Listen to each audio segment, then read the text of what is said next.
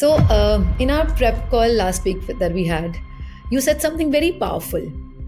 If parents don't change their expectations, nothing changes.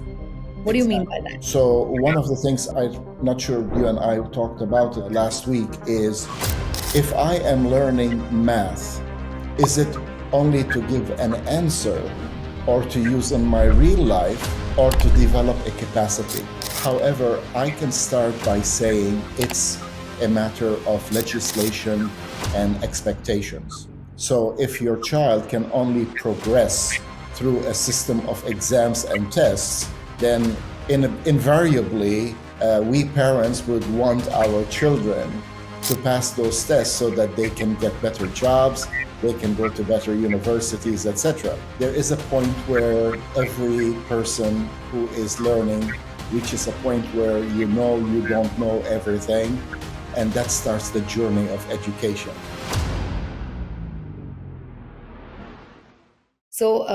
I welcome you all to the Math Talks, where we go beyond formulas and grades and dive into what truly matters in your child's learning journey. I'm Dr. Garima, math educator, mother, and co founder of Uncover Math Genius.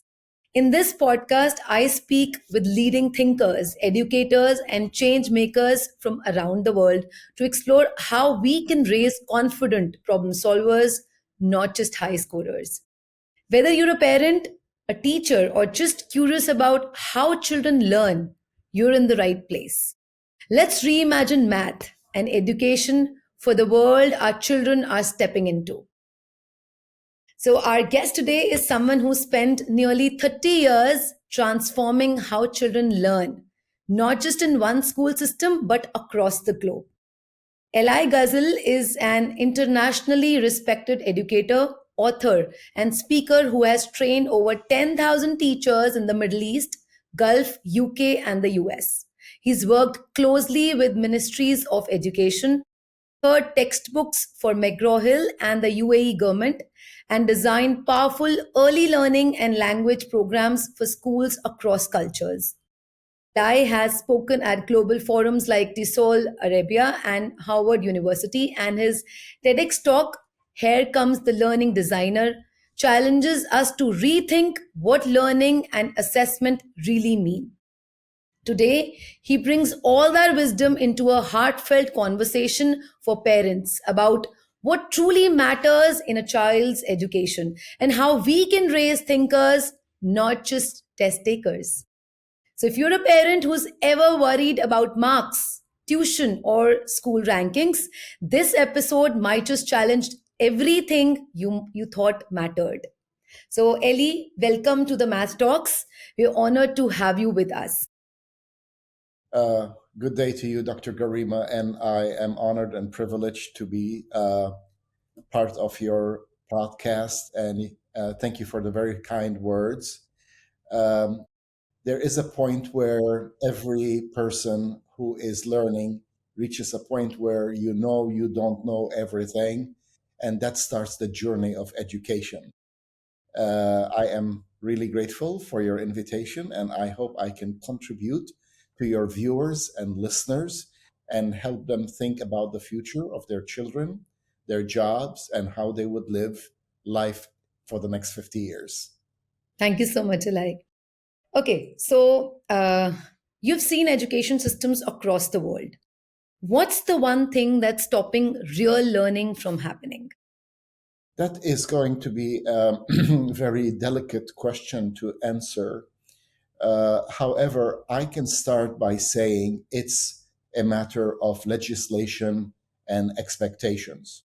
So if your child can only progress through a system of exams and tests, then uh, invariably we parents would want our children to pass those tests so that they can get better jobs, they can go to better universities, etc.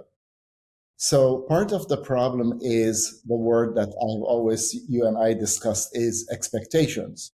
How do we change our expectations in a world that is changing very, very, very fast?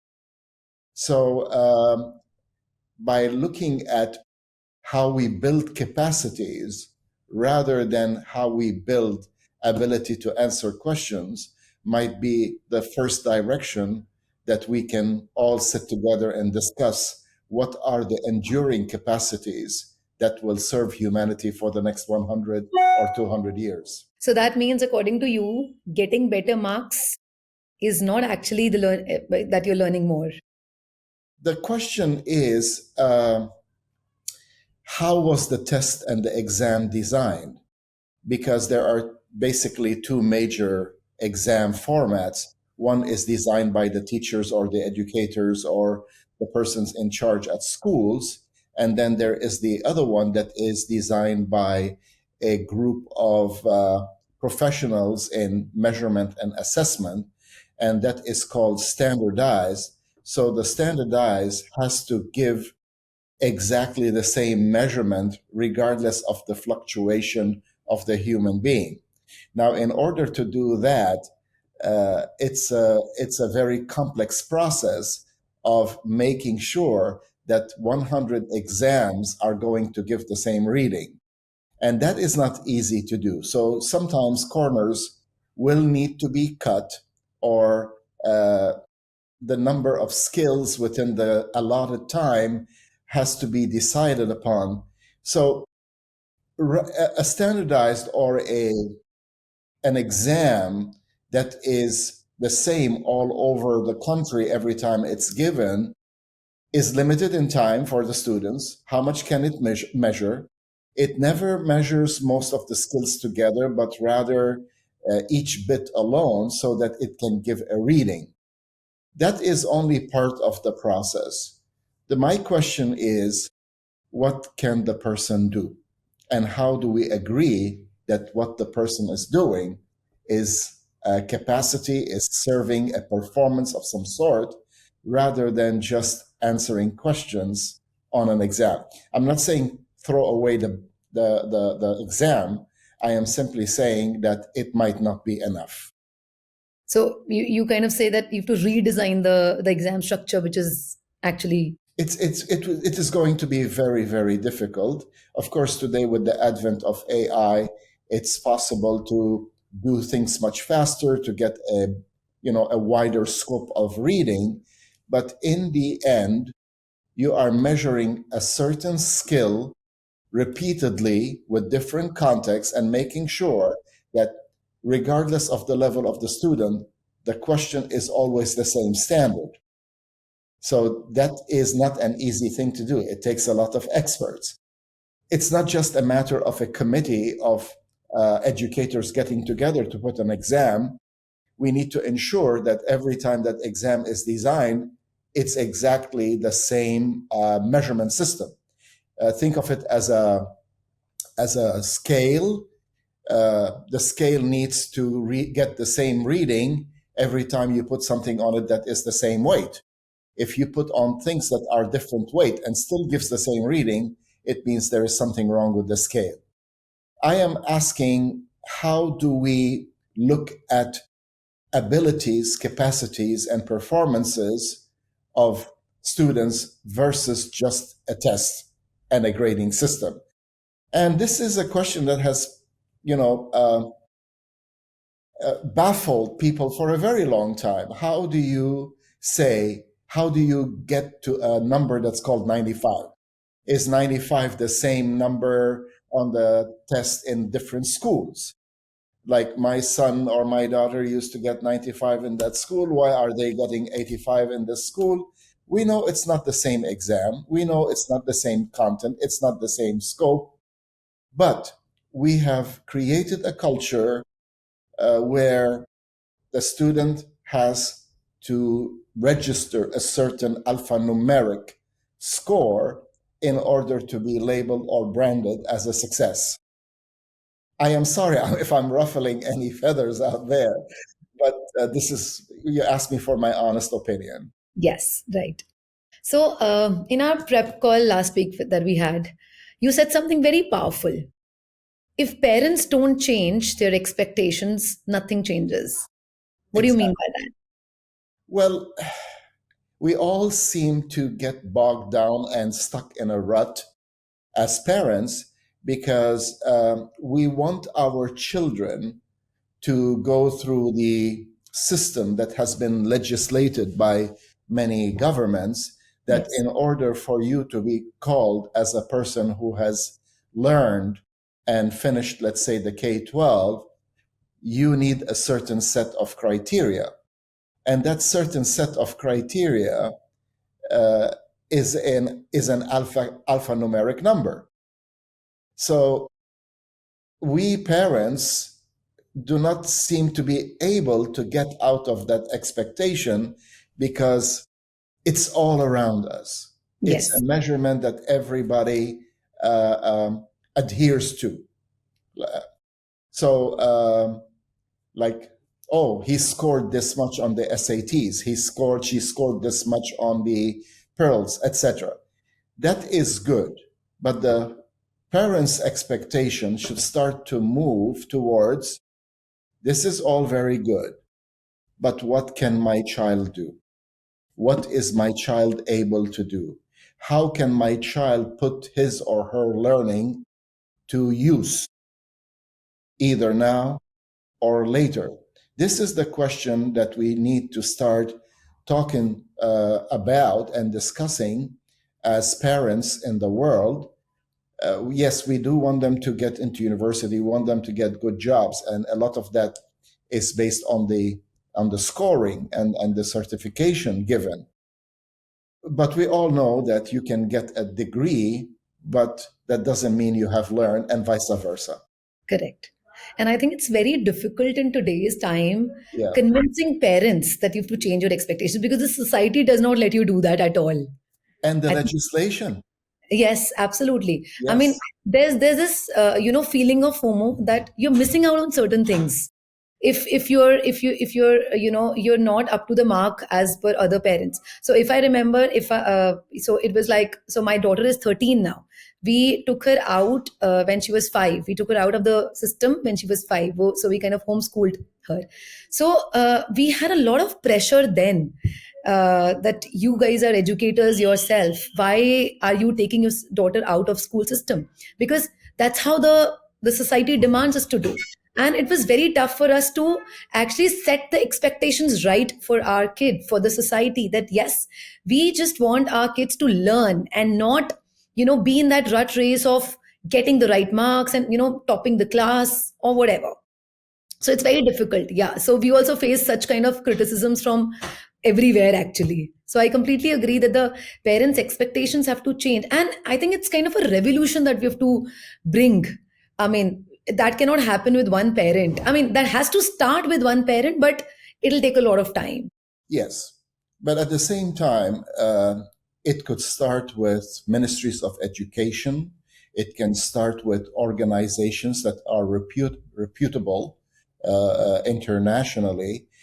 And one of the problems is, if you try to disrupt the education system, it is very difficult to find a lot of people who can change very quickly. Yes. And to change it too slowly, people will miss out. So I have been working for the past, uh, since 2017 exactly, on how do you keep the current curriculum and availabilities. Technology is changing, but in the end, knowledge is what your brain can do. How do we keep the expectations of everybody, but at the same time add that extra purpose or expectation? So one of the things I'm not sure you and I talked about it last week is, if I am learning math, is it only to give an answer or to use in my real life or to develop a capacity? So these are the three areas that I'm working on. Currently, it's to give the right answer for the majority. Second, it is to be able to use in real life. But these are the minority of schools and teachers where you have a visionary or a leader or teachers that I have met in the past who have actually said, let's do more than just giving the answer to math.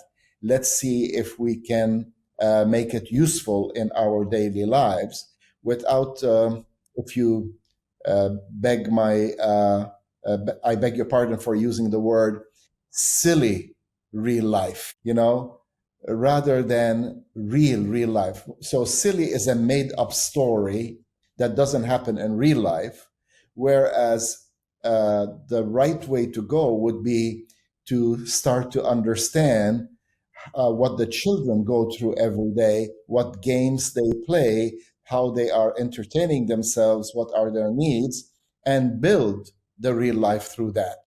So a study, and this would have to be personalized per society, per country, per school, per area as well, which is very difficult. The third area that I advocate and I'm working on is a capacity building purpose. So we as human beings, what do we all share as all human beings for the past, let's not go too far back, let's go only 5,000 years till now. What do we all share? We share the ability to predict, project, solve problems, and things like that. So why can't we start to develop our curriculum for a purpose and capacity building rather than just for the standards and the syllabus? Yes. In And this fact, is the area I'm fascinated by. I know that I am just a small cog in the big world of works that drive the education system, but I would be more than happy to join in this kind of thought of how do we develop a 5-year-old's capacity, a 10 years old capacity, etc., that they can use for the rest of their lives. right. So I always, so I've been into higher education for a long time now. And I always tell my students, because see, mathematics at the foundation level is, it's like, it's more of visualization, it's more of, concept building. But Right. when it comes to higher education, it's more of abstract, because you talk of analysis, you talk of algebra. So whenever my students come to me and ask that, there's a lot of difference between what we have studied till 12th and that comes in undergrad level. And my students always ask me, ki, how is it going to help us? I always say one thing, and that I believe strongly, that mathematics is one set of skills. Okay, it's a set of skills actually that gives you that logical mind, that gives you that logical thinking. So you can apply that logical thinking to everywhere in life. So that is one thing which I'm very, I very proudly say as a mathematician, that that gives you that set of skills to think. Okay, you may not be able to apply the same concept in every area of life, you may not be able to apply it in real life, but at the same time you know how to think through situations. Absolutely. Yes. If we want to look at it from a biological point of view, our brain is made up of neurons that fire and make connections with each other as we grow through the experiences. So, based on the experiences, it kind of creates a neural network of connections in the brain that is not a straight line, but more like a huge network of connections. And that is what makes a person uh, have the ability and the capacity to approach things from different areas. Uh, Whereas the drill, which is, again, I never say anything is not good.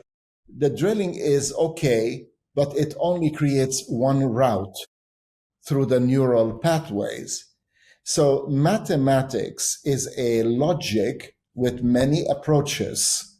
Yes. And through math, we can actually help a child's human brain develop the maximum number of connections per experience in order to build that brain capacity to deal with the unexpected, but using a process. So let's start. Math helps you see in 2 dimensions. Math helps you see in three dimensions. So when we're working with math, we should not focus on the answer, but rather on the capacity of a human being to be able to develop thinking in two dimensions and thinking in three dimensions. And who knows how many more dimensions we will encounter in the future. Correct, Yeah. correct. And in the age of AI, it is even more serious now to develop that ability to project, to predict, to think in two dimensions and three dimensions, the ability to create analogies, etc. Because now what is happening, because of the system, people go to AI to get an answer Correct. rather than push themselves to get an answer. And again, this is the problem with expectation, that we expect a correct answer all the time, rather than it's okay to make a mistake and learn from the mistake. Now, forget about the exam. I'm not talking about exam, I'm Absolutely. talking about learning. Yes. Yeah. This is what I have to say about how math. So, if we want to talk about children, to change parents' expectations, I will give this basic example. Uh, like parents are over the moon with joy if their very young, early age child can count from 1 to 20. But that is a memory, not an ability. Correct. You can memorize to count from 1 to 20 in 10 languages. And this creates a pride, like, oh, my child can count from 1 to 20 in 20 languages. But you, as a mathematician, know that we have not developed the concept of the quantity, which is more important than naming the Absolutely. number. So Absolutely. it's more important for the brain to be able to see the quantity of two, three, four, five, rather Right. than just develop the ability to orally say 1, 2, 3, 4, 5. Right.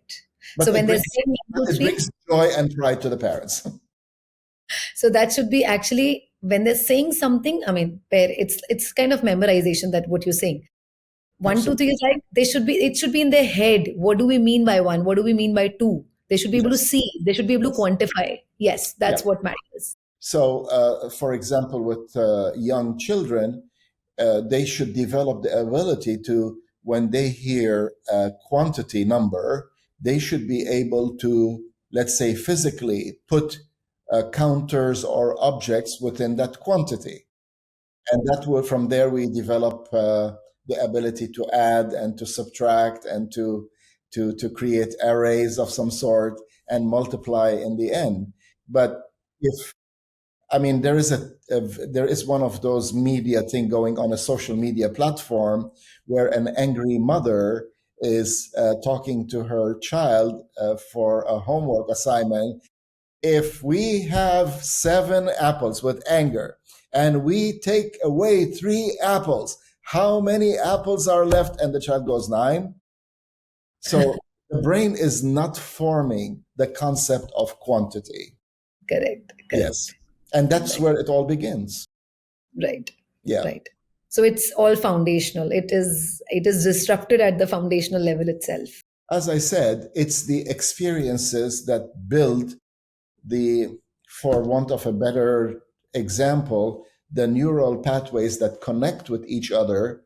So every time you create a neural pathway because of experience, then you can use that to learn something else. Right. But if I only learn to answer this question and I cannot use my learning for another reason or to build more learning, then we are not doing the right thing. Absolutely. Okay. So Eli, coming back to Eli, sorry, coming back to parents, because they need something to measure, you know. So Right. if I'm saying that marks aren't the measure, what is? What should parents look for instead? So that That's, actually they can also boast in front of the society that their kid is doing well, or because yes. parents need that high. Yes. Yeah. So this is where organizations such as yours and other international organizations and all of us working together to build maybe not a complete earth shattering exchange in expectations, but to start to create those expectations as part of the learning process. Rather than calling it a challenge, we're saying, uh, this is what we want to see your child able to do, like if let's say we're driving along. Here's an example for children. We're driving along, and the parent might say, all right, let's find uh, 5 signs on the road. Every time we pass one, say the number. Okay, so we're building child's concept as we're driving. But as I said, one of the ways is an organization such as yours can start to, we can change everything at one time, but we can start to build that change in expectations through a legitimate organization that is reputable, that everybody knows has concerns for learning and is not a fly by night company. Okay. It's going to take a long time, but yes, we are trying, we are on it. But one of the ways could be through what you're doing, where we create video activities or app. I don't know which one would be better, where we create suggestions for what parents can do with their children that align with the national curriculum, especially at an early age, and that would start to give the parents a better expectation. So it becomes, the more people are learning, rather the few that we always show on a stage, the math geniuses or the whoever geniuses. Everybody can become a math genius. That's what I think.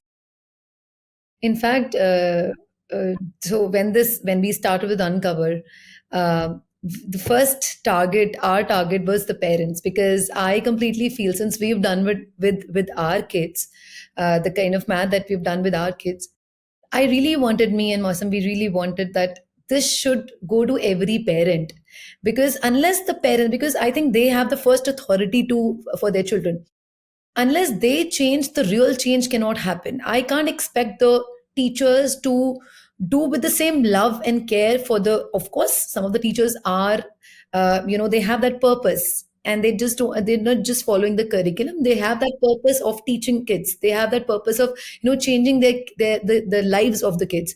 But at the same time, it comes very naturally to the parents. So I think those the parents were our first targets. However, uh, this I mean, we learned it the hard way that the parents don't want to learn. So that's when we kind of shifted it to the teachers. Let's do it with the teachers. And yes, we could find at least some teachers who really want to bring in that change, but that has to be a continuous effort. They cannot just learn few, I mean, the concepts with us, and then maybe do it for 1 or 2 times and then come back to their original self. So that has to be a continuous process. But when it comes to parents, I don't think, I mean, I have learned it the hard way that parents can spend a lot of their money on tuitions, the best of tuitions for their kids, but they don't want to do it themselves, because one, maybe it's the society pressure which is there, or they themselves don't think that they're capable enough to do it with their kids. However, it is very easy to do it with their children. I mean, if we talk about ourselves, we as a family, we used to sit down on, we used to have those dinner talks. As in, just after we are done with the dinner, we used to talk a lot about all these concepts, and maybe some stories where these concepts can be built in. And that's how the concepts were laid. That's how the foundation was laid. So that's very easy for every parent to do it. But again, if you have something to talk about through for the parents, it'll be great. Yeah, we cannot blame the parents because the parents' expectations are built on a system. Yes. All right. So if we go back, let's say 50 years, or even let's say 100, um, your parent might get a sixth grade education and that would be enough. Then it moved up that you need to finish high school to be considered acceptable in society. And then it went up that you need a university or a college degree. Excuse me. So the parents' expectations are a product of what we have. And today, schooling, with the increase of the population in the world, has become a mass industry. So the education industry, uh, while trying to do a good job, we need to understand that it is an industry with economics, etc. It has people who need to have salaries and survive life, etc. So there are too many moving parts.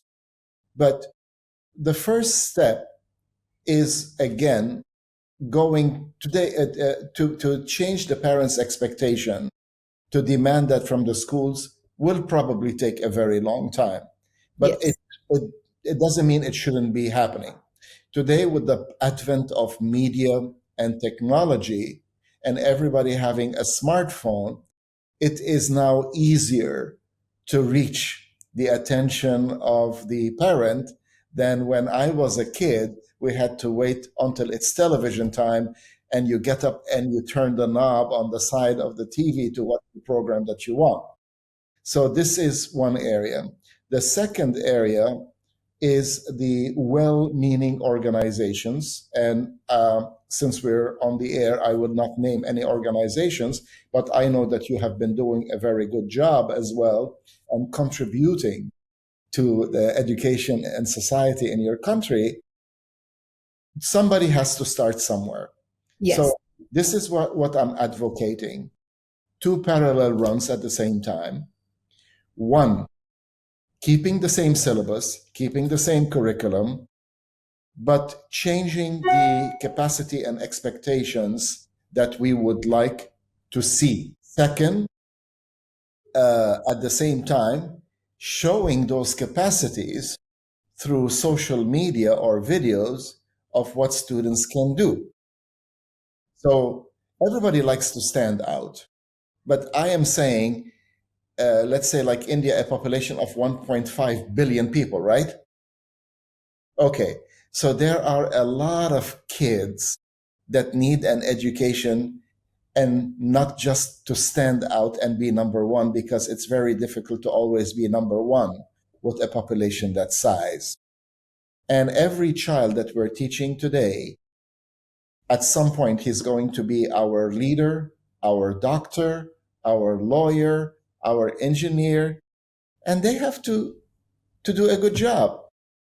Right. So what do we all share as human beings? We all want to survive and we want our next generation to survive. And there's absolutely no reason for us to think that way, but that's what makes us humans. Right. We are always worried, what if the world stopped? Well, so what?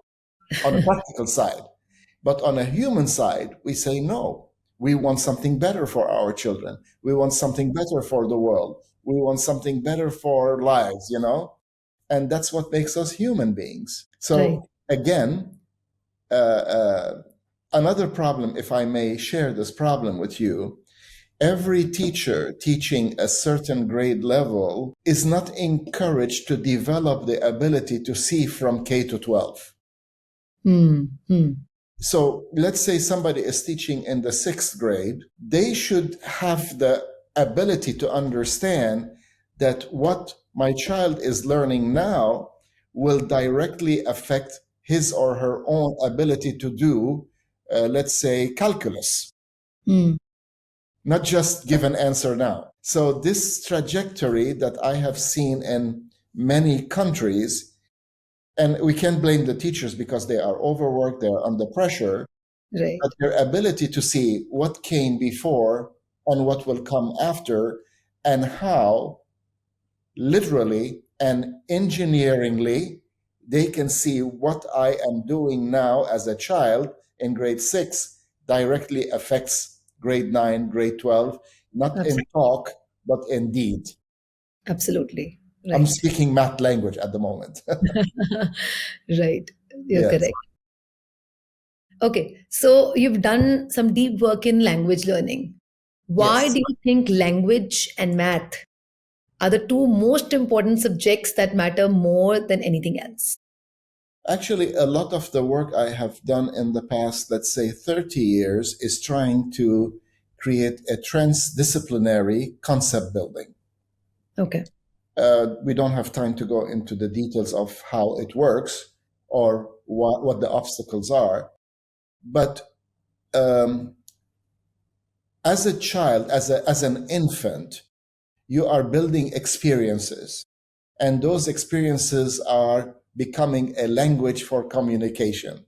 You know, as an infant, if you make an utterance of some sort, it will create a reaction in some other person or yourself.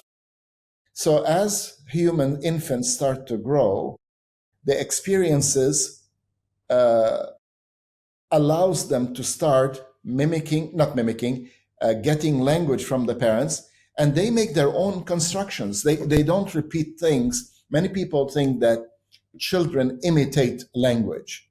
Children don't imitate language. Children construct language. Yes, they might imitate a few phrases, or Mhm. they might say something a parent said to get a reaction, but most of their language is constructed. Now, as you construct your language and you start to develop the capacity of language for your experiences, that language allows you to expand your experiences. Hmm. And then the experiences develop more language. And Hmm. then the language goes to higher experience, and we start to approach the critical thinking. So, language comes from experience. Then experience increases the language, then language increases the experience, then experience, and then it starts to get into the part where we call two things: critical thinking and capacity building. So in order to express math in real life, you're going to need language. Hmm. So math is not just a sheet of paper, or we older folk, when we have an image of math, we always see a blackboard that is about 10 yards wide with a lot of mathematical Questions. equations that do not Yes. make any sense to us, but it looks impressive, doesn't it? Yes, it So, does. so people, great mathematical minds throughout history and before even measurement was available, math was used in order to construct, to build, to make canals, to create an incline and an etc. for everything. So that had to be communicated to other people to build it. So what is common to all of us is the means of communication. If we do not develop language for experience and experience through languages, then there is no sense of learning. There is no reason to learn. Therefore, one of the things that I did with, as part of performance tasks that I was telling you about capacity building, was while you're reading a text in English, you need to build a model of what you're reading. So let's say in English or in all languages, stories have a setting. So now your reading is not to answer the questions that the teacher is giving, but to build a model that shows the setting in the story. So now you can see we're using psychomotor with language and literacy. And now the second step is to start to use math concepts to make the setting proportional to what you're reading, even though the story is a story. So it doesn't tell you that we walked into the kitchen was 21 feet wide. No stories do that. Okay. So then you start to look at the law of proportions and fractions and ratios Right. that could be moving alongside with the math. So it's going to take a lot of visionaries and hardworking people, such as yourself, to say, how do we make this work? Now, from my experience, jumping into a school with a great idea is going to be met with a lot of resistance Right. because teachers have to correct assignments. They have to kowtow to what the leaders at the school want. You've got to do it this way. The child needs to write 2 lines on this one. There are a lot of issues. Okay. Some schools have become educational places. I will admit to that. But it's through the visionary leadership of the school and some of the staff. It is not an industry in itself. The vision is not in the industry, unfortunately. All Right. right. So yes, language, as I Powerful said, thing that you've said. yeah, language build comes from the experience. Experience add to the language, etc., etc. And part of the experience is math thinking. So when I say experience, it does not always mean that something has to move physically. A concept is an experience. Correct. Putting pieces together is an experience. Right. So part of the experience, like the child setting blocks on top of each other, every child who had blocks inadvertently will try to make the highest tower possible. And at Mm-hmm. one point, that tower would fall. Right. That's an experience. It doesn't have a language yet, but the experience is there and ready for the language that will come up. Right. Yes. Correct. And what do you mean when I say that we're trying to connect language with maths, right? But what if I say that math is a language itself? It definitely is. It has its own language. Mm. So we call that content area. Therefore, a word like mean, MEAN in math would have a different meaning than mean in English. And this is something that unfortunately sometimes affects students' understanding because they're hearing a word for a content area, but their experience can only put it in what they're already used to. So part of the work that we have been trying to do is not introduce the vocabulary first. It's introduce the experience and then give it vocabulary. Yeah. But as itself, developing 2 or more language paths in the brain, it does wonders. It does wonders. Can you imagine, for example, that a person with a math language perspective can attack a problem much better than a person who does not have that math language? Correct. Yeah. Right. In the end, I put language in real life and I put math as the thinking language of real life. Nice. The math is the thinking language. Yes. Nice. Okay. So if you had 5 minutes with every parent who will listen to this podcast, Yes. what would you say? That's not going to be easy to put in a few words, but let's put it this way. The most powerful, which you think? Yes. The world is moving and changing very, very fast. And we all want our children to have not only an acceptable life, but a good life. A life where not only they are living, but they are needed and they can make a living in order to propagate the families through giving birth to children, etc. In the past, we had time to develop experience on the job because the job lasted for many years. Today, there is not enough time for your child to develop experience on the job. They need to have a way of thinking so that they can do any job that comes up as quickly as possible. So I think it was nearly now 10, 15 years ago where I said, in the next 10 years or 20 years, nine out of so many, I mean, it's not only me who says it, will cease to exist and new jobs will replace them. And now Yes, it's going to happen a lot faster. What absolutely. job will a 5 year old be doing in 20 years from now? We don't know. We really don't know. I mean, the word apps only came, what, 15 years ago, but And it it's seemed to be ruling it now. distant. Nobody can do it.